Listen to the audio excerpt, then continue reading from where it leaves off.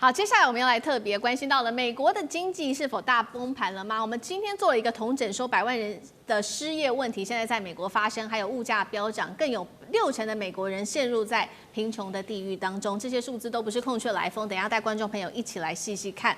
美国这个号称世界上最富有的国家，现在是否自己拆掉自己的金字塔？因为有一个最新的数据做了揭露，现在60%美国人陷入在经济地狱里面，他们靠政府补贴，也靠信用卡的卡债过活，连基本的开销，尤其现在碰到高通膨的问题，都快要撑不住了。先来看到几个数字，来自于这些专家说的。桥水基金创办人，我们先来看，他说美国的经济现在依赖的就是这一些1%的高生产力族群，而底层有60%的劳动者都逐渐的被边缘化了。现在对于美国来说，形成非常强大的经济弱势阶级，而60%的美国人他这样说，有阅读能力只有相当于小学6年级或者是更低，造成美国现在内部生产力停滞跟社会阶级的划分越来越明显了。来自于人力机构也做了一个分析，他说到今年的9月份为止，美国企业已经宣布裁员94万多人了，而从2020年疫情爆发以来，科技业裁员的现象是最为严重的，一共是高达了10万人，而这个也不是一个预言的，我们要来看到的是，包括了科技业的亚马逊已经宣布了准备大砍3万名员工，这是史上最大的一次裁员潮，简直就是一触即发了。更惨的是，确实现在美国的通膨问题非常的严重。我们要来看到美国现在家庭每年得多支出$1500，包括了他们现在日常要吃的东西，牛肉、水果、日常用品涨幅高达了10%到15%。美国的消费者的信心10月指数也创下了半年来的新低制造业更是连续4个月都是收缩的，美国民众的信心可以说都是已经快要崩溃了。而美国进口商为了要避开这些接下来潜在的关税冲击，他们选择跟中国大陆现在进行提前拉货，赶忙从大陆进口春季的商品，先放在自家的仓库先放着，免得商品会越来越贵了。节目一开始来请教赖老师怎么看了？美国号称世界首富，但是60%的民众现在陷入在贫穷跟负债当中，阶级似乎已经越来越明显了。这样的结构还能继续支撑美国霸权吗？我觉得美国很脆弱，也很危险啊。美国所幸都一直有一些非常杰出的公司出现，然后这些公司的产值是十分惊人，所以一直依靠的这些新生的科技、新兴的这些公司来养活美国广大的底下的人。你看，在过去有微软。本来美国在克林顿总统之前的时候，其实他们已经出现经济的危机。微软还有后来的数位经济他们的出现你看它开始改变了美国，解决了美国的财政的问题，美国的经济的问题。然后 Meta 又出来了，脸书出来了，你看它创造多少财富，不管是亚马逊，然后到这个特斯拉，你看到今天都还出现了。英伟达就是辉达这样的一个公司，辉达的现在的产值都已经到它的整个公司的市值都已经到5万亿5兆美元这不得了啊！它一年的产值都已经是至少3400亿以上，有人估计它到5000亿都跑不掉。可是你想想看，我们台湾一整年的总产值也不过就7600亿美元，美国一家公司可以将近我们的一半国家的总产值。这代表什么？美国依靠的就是这些大公司，这些高科技的大公司，他们在支撑整个美国的经济的一个发展。可是我为什么会说他们很脆弱？就是如果这些公司出问题了、出状况了，我举个例子，假设这个特斯拉被中国的电动车打败了，然后它消失了；假设苹果在中国大陆卖不动了。或者是苹果被中国大陆的手机都打败了，然后它消失了。假设我都用假设了。对。那你想想，假设中国的 AI 起来了，然后辉达，所以为什么黄仁勋他常常觉得他会睡不着觉？因为他觉得我今天起那么快，我明天可能就下来了。那如果他们一下来，如果这些支撑的美国经济能够养活这么多的美国人，因为他们的贡献的税收非常的高嘛。所以美国的社会福利或是美国的社会补贴，其实依靠的是这一些非常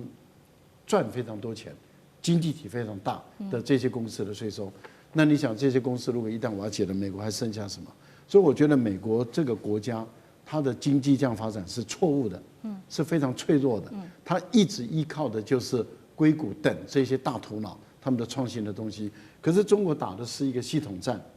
而且中国的高科技的东西越来越多、越来越多的情形下的时候，你看美国领先的科技，未来10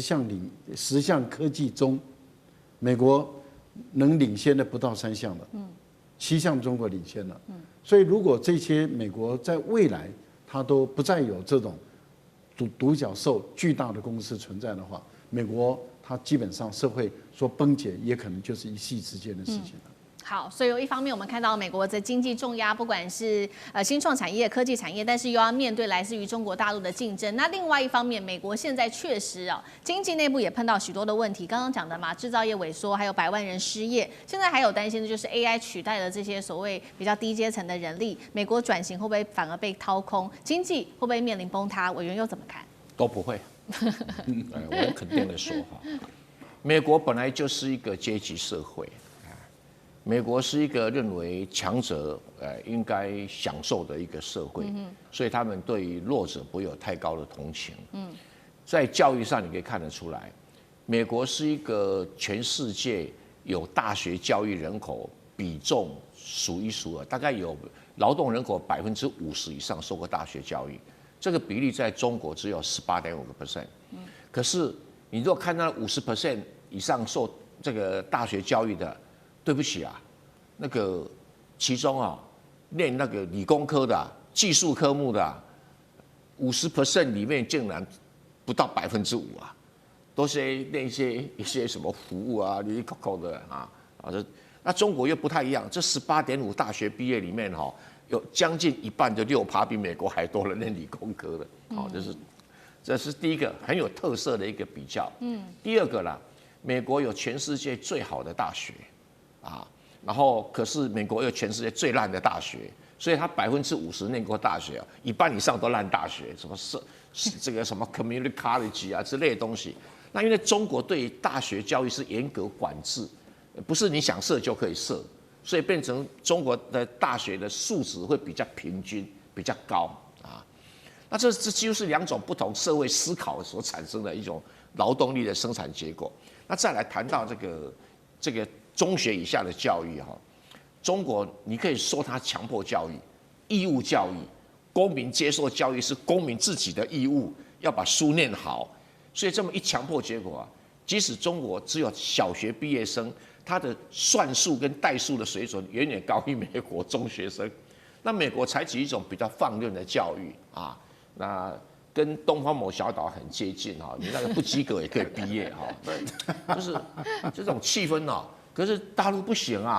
大陆连那个小学都很严格的要求，所以变成说中国大陆虽然它大学生的比重比美国小，但在实质上它的劳动阶层的教育水平比美国劳动阶层高，所以这形成一个很奇怪的现象，就是说，美国有最好的学校、最好的大学，可以产生最好的精英阶层，可是就经常会形成美国就是一个阶级社会。那因为美国有这些精英阶层存在，那变成美国也不太容易垮有点拖死狗的味道。那中国呢，就是说因为教育的这个大众教育很成功，可是它会相对的会创造一个问题，就是它的失业率会比较高。因为教育程度高，他做那个比较低层次的工作，机会越来越少，所以美国的失业经常都在4%以下，中国的失业率都在5%以上。所以这个2个国家各有它的家家有本难念的经好，那另外请教厉将军呢，在谈到这个关税，还有这个高通膨等等的问题。首先我们要知道，美国现在政府正在关门当中